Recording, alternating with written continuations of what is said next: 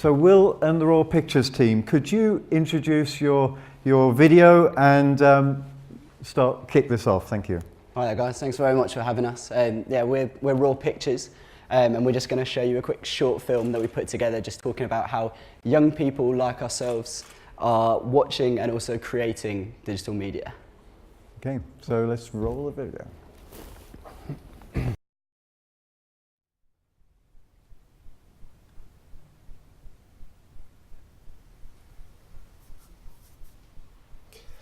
When the daylight comes, do you feel it?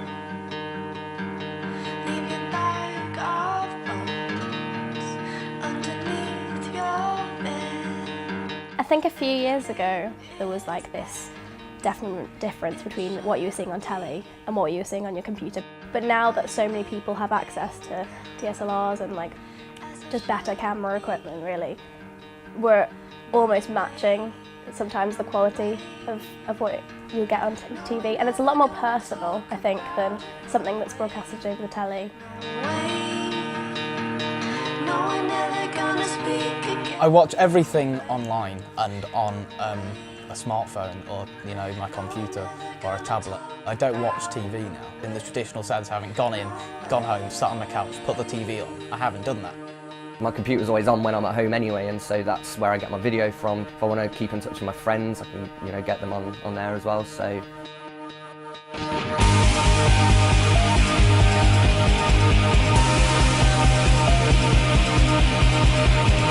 All my media consumption, even music, I listen to Spotify, or actually I have a lot of YouTube playlists as well that I use. The other day I figured out how to import a YouTube playlist into Spotify, and it made my day because it meant I could get all my music in one place. I think for up-and-coming musicians, streaming is incredibly important because you reach people and everything else is online, so selling tickets online, all that sort of stuff. Technology has pretty much advanced at a ridiculous rate, and the reliance on social media now is sort of like the reliance music consumers had on like magazines, just a much more rapid fire form of like media consumption. I think everyone has the facilities now to generate their own sort of prominence online.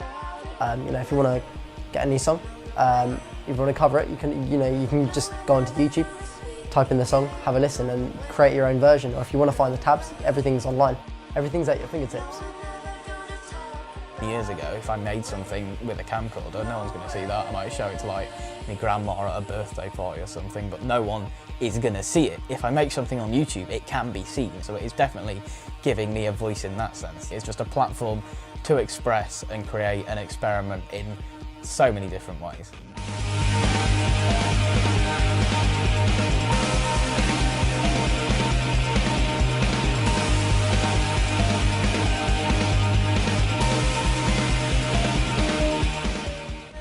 There's definitely a great source of stuff online. Things like YouTubers who are quite open in sharing these videos and stories that are watched by millions and really inspirational as well for LGBT young people. So I think that has changed a lot. Instead of texting everyone and being like, oh, this funny thing happened, I can just make a video. All my friends can see it and it's like me talking to them. Well, it's weird because how TV started, you just had, BBC One and then you get BBC Two, and then you get, you got Sky and digital TV and Freeview and all this. Whereas if you go online, there are just so many people creating stuff all over the world, and some of them are just guys in bedrooms and then making awesome stuff. You can live stream on your computer, you can watch live TV, so I think it's just going to get to the point where a lot of TVs become big computers. There's so much out there online. Everybody wants everything now. I've got an hour before I need to go to bed, pick up my phone, what's on? But it is so at your fingertips when you want to watch it. They let us watch things on demand whenever we wanted, and it was just right there at our fingertips. Well, I mean, it's instant, and it's instant gratification now. People want things on demand quickly. Easier and quicker, but also it's more personalised. It's all on demand.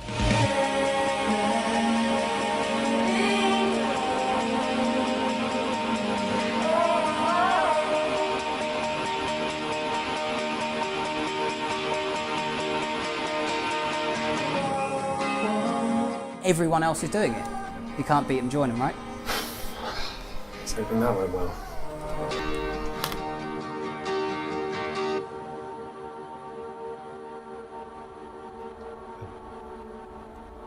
I think the video itself deserves a round of applause, don't it?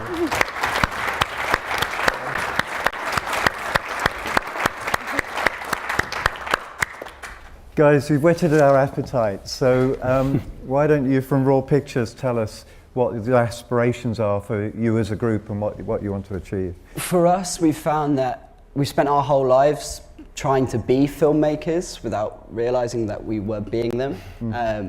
And what we've done and what we're doing has literally come about from us sitting around and trying to get a job and trying to go and work for someone and do what we love to do for someone else. Before we got together, because I mean, Ali and Ant are brothers, and I made friends with Ant from working in a previous job, and then met Ali through Ant, and we just all sat down together one night, and I just said, let's stop waiting for someone to recognise what we can do, and let's stop waiting for someone to let us show what we can do, and just go and show it, and just go and do it. Great. And what are the ambitions for you? Where would you like to be in the coming years? For us, it's about making a career, making a future out of what we love to do, which is making films and working in this industry and getting to, you know, take what we love to do, which is just create and do that on a mass scale. And I mean, for us, there's no limit to how far we want to go with what we create and where we show it. So I know some of you have had alternative jobs to pay the bills. Are you getting closer to making a career out of it? Yeah, it's getting there. Yeah, we're getting there slowly. I think one of the best things about taking it into our own hands and thinking, you know, we're just going to go out and we're just going to do it is, it's a massive sense of learning by doing. We're teaching ourselves how to do these things by doing it, and we're, you know, it's very easy to learn these things now because of the internet, because the access we have to tutorials online, like YouTube tutorials, and how to use editing software, how to, you know, color grade, things like this, things that I wouldn't have known how to do previously, but I've learned by just doing it. So we're progressing as filmmakers by being filmmakers, and I think that's the best way to go about it, really. Part of what we're doing is because it is there. It's there for us to be part of, whereas 10, 15, 20 years ago, we couldn't have just been part of it. You couldn't have just done what we're doing now, but the stuff is there, it's accessible, and like we said in the film, you know, it's all at your fingertips, and that's how we've managed to do what we have. And does social media play a part in your sort of game plan? Huge. Absolutely massive, yeah. We've basically almost built the majority of our following through social media. It's basically just, you know, sending out tweets, keeping people interested, and just like publicising ourselves almost exclusively online. So if you want to go like the Facebook page, boost the numbers. It's a way to put personality behind what your output is. So, you know, it's all well and good to create good content, but you need to engage people and, you know, give them a reason to want to watch it, other than the fact that it's pretty. Like, visual media isn't something just to watch anymore. Like with videos, people aren't just passively watching them anymore. They want to engage with it as well. And like people that work in TV know this much better than I do. And I'm preaching to a choir, I'm sure. But you know, we realise that when people watch our videos, it's not just about sitting and watching it and looking at it and going, oh, that looks nice. But it's being actively engaged in what we're talking about and saying, I also like these guys and I like what they're doing. And our social media has really helped to do that, because we put stupid videos of us behind the scenes and getting invited to posh hotels and in the back of the hotel room, you know, like, and people love that. And then people go and check out the video as a... In years past, the conventional route would perhaps be the same as these two here, that you would join a big broadcaster and get your training and get access to the technology that way. Because it was incredibly expensive technology, it was only those kind of organizations that could invest. Now you've got access to technology that can make incredible videos, as we've just seen. Doesn't that raise the bar on quality? Because there's a lot of talent out there that couldn't get a voice, but it can now. So, but it actually made it, the bar must be raised, because there are more people out there who can do it. Do you feel it's going to be more competitive? Yeah, definitely. There's just such a wealth of talented and amazing people that now are able to express themselves in a way that the world can now see. Yeah. Just distributing online to a global audience. The great thing about it as well is that we can see these people as well. Like, they're not just hiding in their bedrooms. They're not just, you know, waiting to be discovered. Their stuff's out there already, and we can see that, and we can go, oh, I want to do something like that. I want to be that good. I want to learn the skills that guy's got.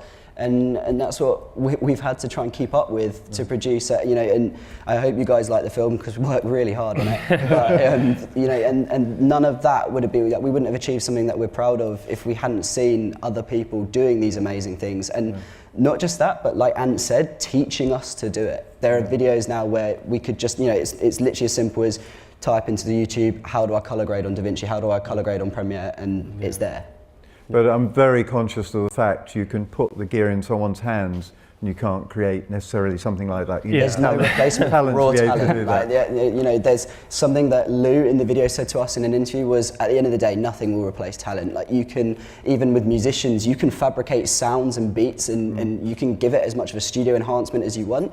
But I mean, you guys have, I don't know, I've heard Iggy Azalea and it's still not great. Like, you know, you know, it doesn't change the fact that you still need to work and graft at what you're doing and become good at it. But what helps is having the ability to get there, having the resources. That's the thing, there's no replacement for the talent, but the medium that we now have to like distribute, like YouTube, etc., means that those with the talent can now be seen, can now be spotted.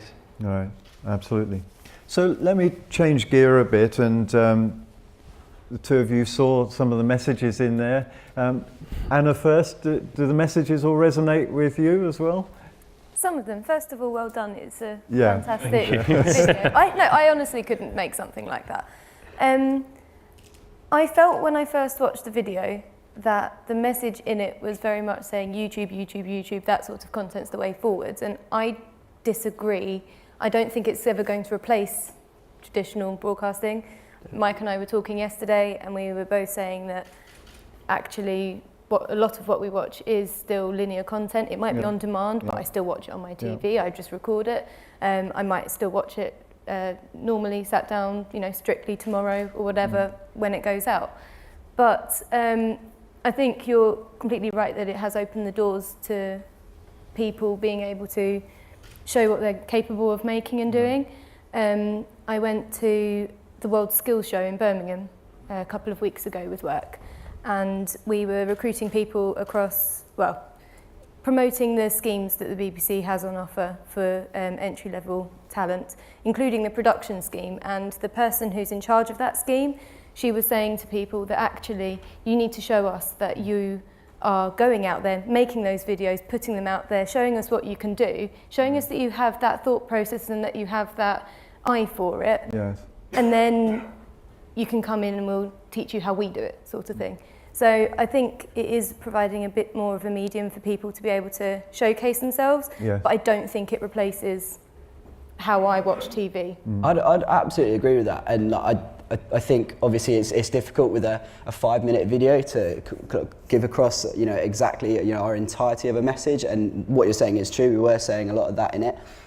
But one thing we were saying is it's good that you still do watch TV, and we're saying that TV is you know, there's always going to be a demand for it. But what there is an increased demand is having the ability to choose when and where you watch what you want to watch. TV dictates when and what time you watch it, unless you have Sky Plus and something where you can record it. But I can't afford Sky, and students, I know a lot of students don't have Sky, and the ability to have it online on demand, which is the big focus of our video that we're trying to get across, is having stuff on demand, having it online is so important. It's so important to have it there so people can just choose when, and just make sure it's accessible. What's the point producing the content if people can't watch it? And with so many people moving to watching stuff on their laptops in bed, I mean, that's why students put Blockbuster out of business, because everyone was so hungover, no one wanted to go down and get DVDs out. Right? Everyone wanted to watch stuff on their laptops, and you know, and although there's always going to be a demand for TV and film, and I still love going to the cinema, in terms of young people, which is obviously what we're focusing on, so much of it now is whereas TV in the past used to be a big like social event where people would get together in the living room and watch it, now you might find a house full of 6 students where they're all watching TV separately in their rooms and they're watching it on their laptops and they're watching iPlayer or 4 on Demand or Netflix. Netflix is the I big think what came out yesterday, and which we always have to remind ourselves, is that it's not a winner-takes-all situation at the end of the day, because amazing to me though it is, actually the amount of video we're watching is increasing. So in many cases it's additional rather than replacement. So I mean, if you're watching video on the move, that's not going to replace it, watching video back at home. It's bound to be, by definition, additional. But Mike, let's have your say. Comments on what you've seen, what's been discussed so far? Well, firstly, it was a fantastic video. Again, I think I can, faithfully say what Anna said, and I couldn't make something like that myself. Again, for me, I guess it's slightly different working in live sports, because it's one of those things where I don't see how what we do could be done on a more open scale. There's a lot of, not just technical know-how, but there's a lot of equipment that is expensive, that is required to bring Formula One to the home. And rights. And the rights, of course, which I was going to touch on. YouTube is a fantastic client. There is a real kind of a bed for it out there. But for me, my question would be, how would you make money off of YouTube? You do get your pre-roll adverts, which pays for YouTube, which is great. But for us, it's a more complicated kind of process where we need to think a lot about how do we afford these cameras. My department, where I work in special cameras, we send cameras to their death practically every race, because the cool shots are the one where the cameras get hurt, and that's what people want to see. So we have to kind of address that, and we need to think about how do we then keep the money coming back through the door, so we can say awfully sorry, we've just killed another 7 cameras. But that's a good point. Do you want to come back on that? I mean, do you believe your approach will bring in money at the end of the day, because that's what makes things happen? Yeah, I think that's an issue that some of the very prominent content creators on YouTube actually have. Monetization and ad revenue and stuff. It really doesn't bring in that much for them, and most of the sort of the way celebrity culture has shifted and the way celebrity culture has sort of injected itself into YouTube and that community, it means that they make most of their money from merchandising, and it's things like, please buy my t-shirts, please buy my book that I wouldn't have been able to write otherwise. And it is like, that is genuinely an issue in terms of YouTube and things.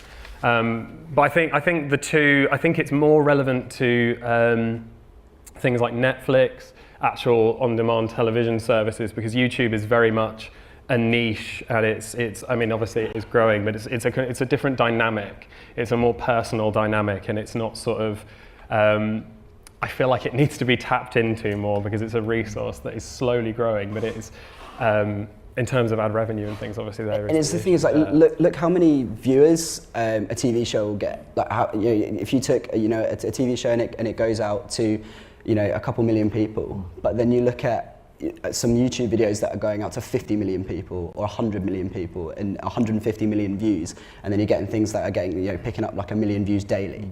And the monetization of it, yes, okay, YouTube is never going to be the way to make a lot of money from what you do, but it needs to be used as a resource, because with our generation, like we were talking last night, so much of what we get is from social media and online. Like, we don't hear about stuff unless it's on the Twitter feed a lot of the time. And if you want people to watch your stuff, you need to make sure something is accessible somewhere. And we look at shows that are out in the States at the moment that none of us can watch because no one's got the rights to them. So you download a proxy and you watch it illegally through Netflix. I mean, I've never done it, but I'm sure. We'll talk about it later, we'll be honest. If anyone wants to. Let's move on. You've got to make sure people are aware of what you're doing and see what you can do, and YouTube is such a good way of doing it. I've found so many musicians, I've found so many TV shows just from promos that are on YouTube that have been, the vines of them have been shared onto my Twitter feed, and I've scrolled and I've gone, oh, Luther, that sounds good, let me give that a watch. What channel is it on? Where's BBC? What's BBC? Let me find it out. I guess also these sort of represent a showcase for you, because at the end of the day, with a video like that, when people see it, they're going to commission you for a project which is going to bring the money. If you'd like to. Yeah. Maybe someone from this room is thinking about it right now. And let me turn to Anna. You wanted to come in? I was just going to say that one of the beauties about on demand is that our generation, I'm sure everyone will agree, we're really impatient. Absolutely. If we want something, We want it there and then. We want Yeah. to be able to watch it where we want to watch it, when we want to watch it, how we want to watch it. And I've got an example of myself with Game of Thrones. When I first got Sky, I don't know, Game of Thrones was 3 series in or something. I'd never watched it before, but I'd heard lots about it. So I binged watched it. I could download all of the current series that had been broadcast, and I sat there for a weekend and watched it all, and I fell in love with it. And now I'm an avid, whenever it's on, like 9 o'clock on a Monday, whatever, I'll be there and I'll watch it. So Sky and Sky Atlantic's view of taking the option of putting their content out there, especially content that's already been broadcast, giving it to people when they want to watch it, has made me now want to watch it when it comes out again. I'm using really poor terminology here, but I guess what everyone understands what I'm saying. One has led to the other. Yeah. Mike, what about some of your viewing habits that you can tell us about it? Again, I guess for me it's a bit tricky because I spend a lot of time on the road. Again, the content content rights comes into a big deal there. Obviously, the second I try and log on from another country, try and get onto the iPlayer, it goes, "Oh, I'm sorry, sir. It appears you're not British." Good point. I am British. I am very much British. I'd like to log in. I'm paying my TV license. Yes, I'm abroad. I'm paying my TV license. Therefore, I should still access the content that I have a right to, despite the fact that I'm abroad. Because we're not in the early age of TV anymore. We have ways where we could register the fact that I am a TV license payer. Therefore, I should access my content where and when I want. But I guess another thing would be for me content discovery. YouTube has got so much content on it that I think it's impossible to actually say, I've uploaded a great video, it's going to get seen. Well, how? That's where the social media comes in, surely. Yeah, I mean, showing who you are through social media. And it's saturated, but people get seen. If the platform wasn't there at all, then no one would get seen. But the platform's there to get seen. So that's why you've got to make sure you're reaching the standard to get seen.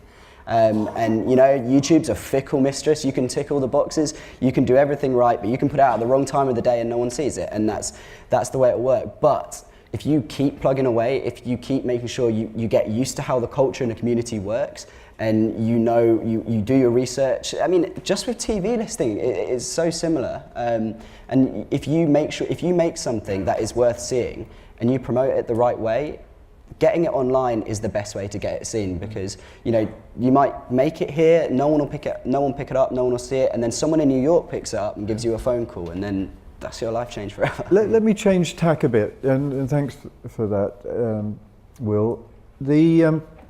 A lot of people in this room have been obsessing in various meetings about UHD, going to resolutions beyond high definition. If you guys are watching on laptops, notebooks, whatever, iPads, does quality matter to you? Does high resolution, high quality matter to you? Like my laptop's real close to my face. Good point. Yeah, good point. I think I'm more tolerant of quality on different devices. So if I'm watching The Hunt, which is the new David Attenborough thing, I expect it to be really good quality. I expect it to really pop out at me. I expect to be really engaged with it. If I'm going to watch that on my phone, I'm a bit more lenient. I'd accept it if it was a bit... context switch between what you're watching. I think Formula One's important, I guess, in terms of quality. I guess it's one of those things where kind of live sport tends to get watched at home by people with bigger TVs. So I think there is a real kind of battleground for kind of promoting these bigger formats, these UHD, particularly HDR at the moment, I think is a really important battleground, because that's when you see that kind of vivid colour. For me, that's kind of the equivalent of another SD to HD switch. When you go into a shop and go, wow, this is something that really is special, particularly when we're talking about our night races that look amazing, the fireworks and lights. But I guess my question would be, I've got a HD TV in my home. I've got about maybe 5 HD channels. So until I get HD into my home, I'm not going to go and put my eggs in the UHD basket, because I don't have HD yet. We're still very much an SD country. So I'd be keen to see HD evolve before I even talk about UHD. It's interesting you say that. But I do think, as someone working in the industry, you've got more caution with that, rather than potentially someone who doesn't understand the processes about the standards, etc., going through, and someone walks into a shop and goes, oh, that looks pretty, I'm going to buy that. Sure, I mean, there is a lot of that, but it's kind of one of the things we have to kind of step back sometimes and go, what are the people at home looking for? I'd love to kind of rattle on about all day about what UHD spec is, but the be all and end all is what we're in the room to do is make a pretty image, because that's what people want to see at home. We talked to so many subjects to cover, so I'm going to jump around a bit. But training. Will mentioned that a lot of the stuff you need to learn or you want to know about is available online. Before I turn to Anna and Mike, is that your main source of learning these days? Just to get that into context, would someone like to? I mean, this is your job. So. Was there any structured training that before you now top it up with online? Was there any structured training before No, that? literally, I have no formal training in media production or like editing or anything, but that's what I do. Yeah. It's just like I've been making videos on YouTube for, well, even before YouTube existed, to be honest, because YouTube's what, like 10 years old? I've been doing it since I was like 9. Yeah. I'm 25 now. And it's just, you know, just learning by doing and just observing. Like, I'm a big fan of pastiche and like taking what you see and trying to emulate it. And it's just sort of almost like a trial and error process of like seeing if I can create something that looks like the professional finished standard. That something to aspire to. Exactly, and it seems to be working. I seem to be able to trick people into believing that I can. Let's then training. Mike, what's your view on training and gaining experience? I guess kind of that's where maybe kind of our paths kind of differ a bit, because we work in engineering. There's a lot more kind of I guess academic knowledge that you might need to have to do our job roles. But I guess one thing that has upset me quite some time now is the way, not even at university level, but at school level, I had no idea that broadcast technology was a thing until I hit university. And even then you didn't... I had no idea until I was like a year into my first course, studying a more kind of operational course, that it was a thing. And a lot of kind of the earnest, I think, is on secondary schools. When it came up to options times, picking new GCSE or A-levels, they went, would you like to study something serious like maths or science, or something soft like arts and media? Well, hang on a minute. Media is one of the fastest growing economies in the UK. How can we rightfully call it a soft subject? Where yes, there are people that will take it as a soft option, but if you treat it in a more kind of technical sense, it can become a very important role you take. So I guess really, as opposed to turning straight in the universities, I would kind of like to turn my focus onto secondary schools about how can we promote media, and more specifically media technical roles at a younger age, so there's more awareness of the course. That was, ties in pretty well with my backstory, in that, when I went to school, it was never even thought of that you could move into TV and film. Like I was a qualified police officer for 3 years before I started this. I'm not anymore. You're all good, but your poacher turned gamekeeper turned poacher. Then. Yeah, exactly. I stopped making movies about guys with knives, and I stopped experiencing it and started making movies about it. And that was the thing for me, in that when I was growing up, just working in TV and film just wasn't an option at my school. It was you study maths, English, science, history, which has ended up what I do in my degree, and I've got a job in the police, and I thought that was going to be the rest of my life. And it wasn't until I ended up working with Terry in the front row that I realised that there is a world there that you can be part of. And I sat down with a director there who just said to me, like, just do it. If you want to do it, just do it. And started doing the research, looked at the skills online. And thanks. Anna, your views on training and your perhaps personal experience? I think both Mike and Will have hit the nail on the head there. For me, I got involved with all the theatre stuff at my school, and I was lucky enough to go along to a festival that was being televised. I got taken around the OB compound and went, people do that as a job. I want to try that. And even then, when I applied to university, because I went to university and did a broadcast engineering degree, I actually applied for the operational production course and the engineering one, and had a conversation. It turns out that I was interested in how, so the engineering one was for me. But I think just exposure. I don't think people see broadcasting as an option. It wasn't until I saw people doing it and I thought, actually, real people do this job. And whether it's exposure to individuals or to schools, generally in the UK we have a shortage of engineers. I think everyone knows that. But it just seems unachievable. People don't realise that normal people do this job. So I've signed up to be a STEM ambassador, which is just volunteering. If anyone hasn't, do. Doesn't matter if you're an engineer or not.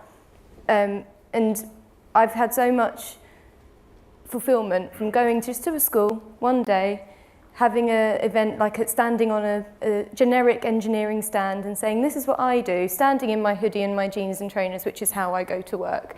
And they're like, oh, okay, real people do this. And I think we need to address that, as Mike said, and then that will hopefully make people realise that the options are there and the industry does exist, and it is massive, ultimately. Yeah, indeed. I'm getting a message here that we are running out of time, but I would like to just see if there are any comments or questions from the floor, taking advantage of who we have here. One here. Darren's coming to you with a microphone. Oh, we've got more than one. So next time. Nicky Edwards from Amagi. Do you think that your filmmaking has been more expressive because you haven't been restricted by the sort of school of training through there? Do you think that it's benefited or not? Good question. I think it almost like, I think it definitely benefits what we've created, because there's almost this resistance there that you see what does exist and you take inspiration from it, but you don't want to adhere to what's happening there. And I think the formal training would formally teach you to do that, whereas we can sort of look at that and say, no, I want to do something different because I've got the entirety of, like the same as Ali, the same as my training is not formal in any sense of the word. You have made some weird stuff. I have made some very weird stuff.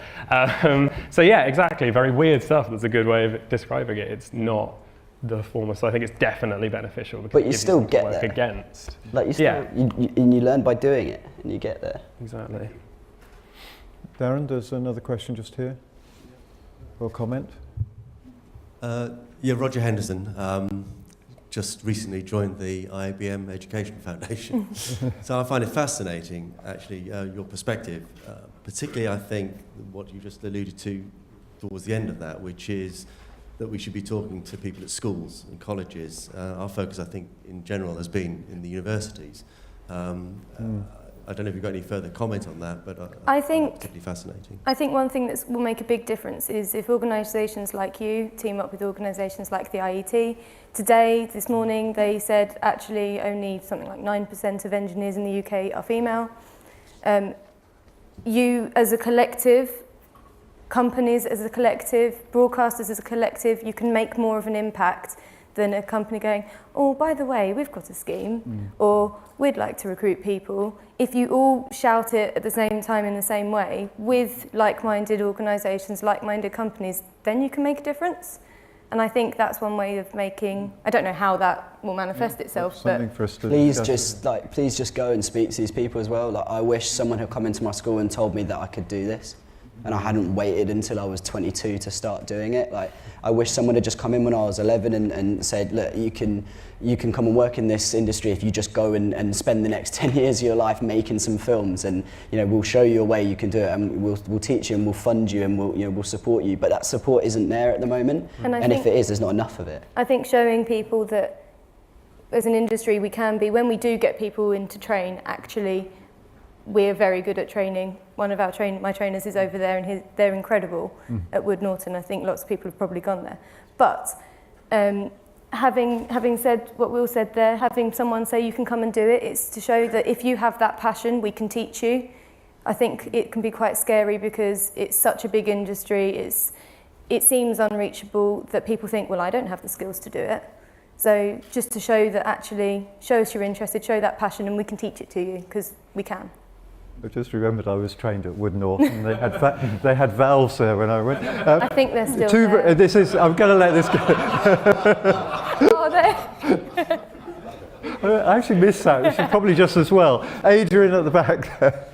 Thank you, John. Can you keep it short, Adrian, because we're tight on time. Keep it short. Sorry to be so blunt. Serious point to raise. The first is that I take issue with the inference at the beginning of this session that those of us who are over 50 don't really have much of an opinion on this, because we're over 50. The fact is that as someone who's over 50, I have got children who are the same age as all of you on the platform, and therefore I've watched them, and actually they didn't approach video as an end in itself. They approached it as a means to an end. Okay. My kids, well, my son had a degree in philosophy and my daughter a master's in human rights. And in her course at UCL, they simply gave her a rather nice Sony camera and said, go and make a documentary about what you're doing. She had no idea. And then I saw her editing very, very handily on Final Cut Pro, and they gave her Final Cut Pro on an Apple. And I said, God, where did you learn how to do that? And she looked at me pityingly and said, it's all in the help file, Dad. Well, there's a YouTube video that explains it. I wanted to ask a question of all of you, and obviously the answer is going to be different for all of you. Do you regard filmmaking as an end in itself, or do you see it as being simply the way that one communicates nowadays in any field? And the fact is, my daughter left university, got a job at a place called the Centre for Global Development, and her boss said, first day, he said, listen, I think I want you to produce a weekly podcast called Development Drums, and don't care how you do it, but I just want a weekly podcast. And she had to go off and do it. Yeah. But it wasn't that she had to learn how to make a podcast, it was that she had to learn how to communicate about global development in a way which would be understandable by lots of different people. I wondered whether all of you regarded the video side as being an end in itself or a means to an end, and whether you... Or both. You just answered it. So, that's it is both. It's everything now. Video is everything. Getting it online, getting it seen. We're all online. Before we even started, I did take a minute to just see how many people are on their phones and still on their phones now. Sorry about that. I'll get off in a minute. But everyone goes online everywhere they are, and as you say, if you can make video accessible to everyone, it needs to be, because it is the way we communicate. It is the fastest traveling way that people can get seen, get what they're showing out there. And like you say, it's a way to communicate. It's a means to an end as well, because obviously it's a way that people can learn what they need to learn and then move on. But the most important thing is you use it as that channel of communication it can be. I'm in deep trouble because we're 8 minutes over, but it's because you guys want to talk about this, and there's I'm told a very, very short question coming from Graham here, if we can quickly get a microphone to him. It's coming. He could project. So the room is full of manufacturers of equipment. What do you buy? What does this next generation buy from us? What are you offering? Well, I mean, editing software, special effects software, encoding hardware, cameras. We make everything in this room. What do you guys buy? Because that's our problem as manufacturers, is trying to figure out what the hell we're selling to you. I think the issue is we're going to come from a very biased standpoint of saying because we developed an interest in filmmaking, because we are so invested in what we do look for sort of DSLR and above. We're looking to expand and find the best equipment we can. But I think the sort of general population of our generation will just look for free software, frankly, That's the answer I was waiting. That's my son's approach. He makes films, everything's free. Yeah, download free editing software, and then, you're laughing. That's the gateway. That's how you get into it. The interesting thing is, because it's quite obvious you're going to be very successful, you're going to grow your business and your activities.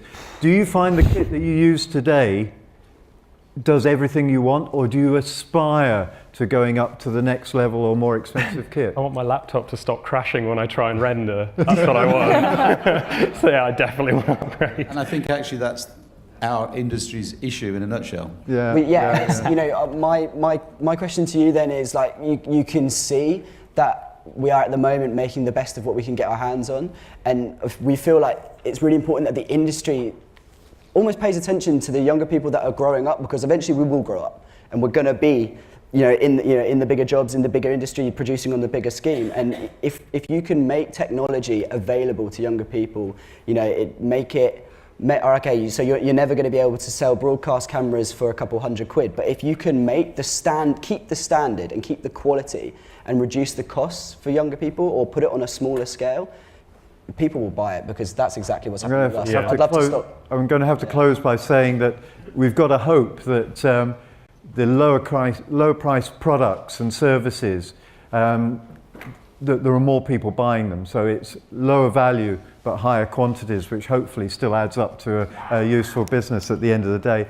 I will thank the panel, but I also want to thank Terry Marsh, who sat at the front here, because she helped me put this session together, which has been one of the most animated of the conference. So it's obviously been a success. Thank you, Terry, and thank you to the panel. Please give them a round of applause.